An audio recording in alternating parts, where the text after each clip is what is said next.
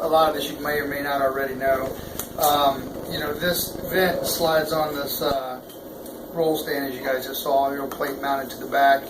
You know, when you look at the back of the machine, we've got the detachable battery and an internal battery.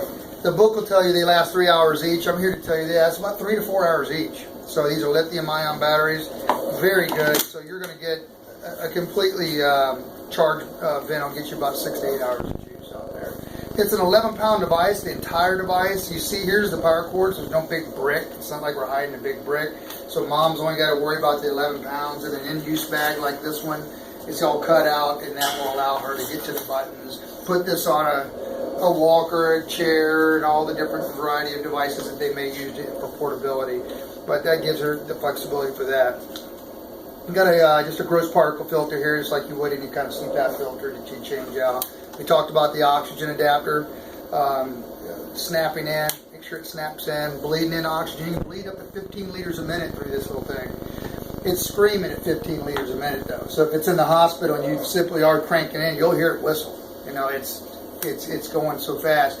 Obviously, we can't deliver 15 liters a minute in a home anyway, right? So, but just know that it's got that ability to do that. And honestly, if you're flush and you're pumping as much oxygen in this baby, you might get 50% FiO2-ish, you know, and I'm not going to promise you that. It depends on the settings and what have you, but it's tough to get, you know, high levels. The 202 obviously got a blender on it in the hospital, so sometimes they can go a little higher, but that's more for inpatient use. Right here is for external batteries. If this wasn't enough batteries, you could hook this up to an external battery charger. So the cable right here, it's very specific to that type of patient. And it's really the type of patient that is super, super remote, that just feels like they need that type of extra accessory, if you will. And then down here, this is for alarm connectivity. So if you've got a facility, and around here, we've been a couple of nursing homes that you're going to have a Trilogy in. They want to be able to connect with the nursing home call system. Right. That's a pain in the neck. Okay, so I'm cleaning that up for the video. Pain in the neck, but that's where you call me in. Say, Gary, we got a nursing home. And what I typically do is I throw you a few cables. We just go plug them in and see which ones work. It's pretty simple. It's not real rocket science. Normally open, normally closed cables that you'd have in lots of different alarm systems. But the alarm systems are very diverse out there, all kinds of them. So it's very difficult sometimes to find the one. But what we're really looking for is the type of jack that this plugs into and then what's on the other end. And then that's how we can figure out. I'm only limited on a number of cables that we have before we have to actually build a cable. So if you have to cross that bridge, call me. It'll be a lot easier. Okay? This is really for my service guys. We used to do pulse oximetry through this. Can't get paid for it in the home. So obviously we just look at this for service guys over there. The SD card slot over here on the side, SD card slot holds the SD card, it holds data. This card needs to stay in the device. When it's in there, you keep the door shut. This is going to store the data that goes on the direct view software. We also use this port to upgrade the machine. So when we have ventilator upgrades in the future, we may add a modality, we may clean up something. We can actually go to our internet, download the latest software upgrade, put that into the machine. I think they're very well versed and used in doing that, so I'm sure that'll come up here. I'm not going to call you every time there's an upgrade and say you got to upgrade all of your machines.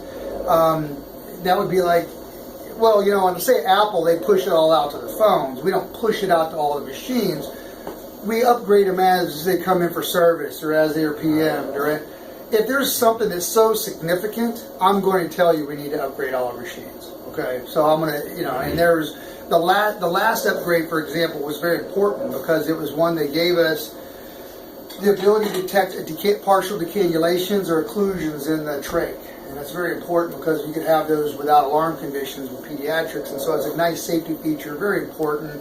And that's kind of a feature that was on that 11 point. God, I'd have to look it back up. But anyway, 11 point something. 14.1.03 or something like that. In other words, there's always these upgrades flowing out. Talk to us. We can tell you the latest and greatest. Make sure. That's the first question I'm going to ask you. I told you when you call me after hours. I'm going to ask you what software upgrade you have. Because if we're having an issue, I want to rule out that maybe we've already fixed that issue in the software upgrade. Those types of things. Okay. So I'll show you where to find that information when you get inside the machine. is down here. You've got your serial number of the device. Also, when you're trying to put this in a facility for biomed, they'll be looking down here, and they'll see this tube, a box inside of a box. And what that simply means is it's double shielded. It means that whole device is grounded. You don't have a ground on this for good reason. Now, most homes have grounded plugs, but you get an old home that doesn't have a grounded plug, that, you know, we don't have that issue. But the entire whole device is grounded, and you'll see that. Biomed knows what to look for. They'll do that, bless it, slap their sticker on it. If you have any trouble, let me know. So that's really all there is to that. Okay? Turning it on, and let me see here. Let me grab out this one.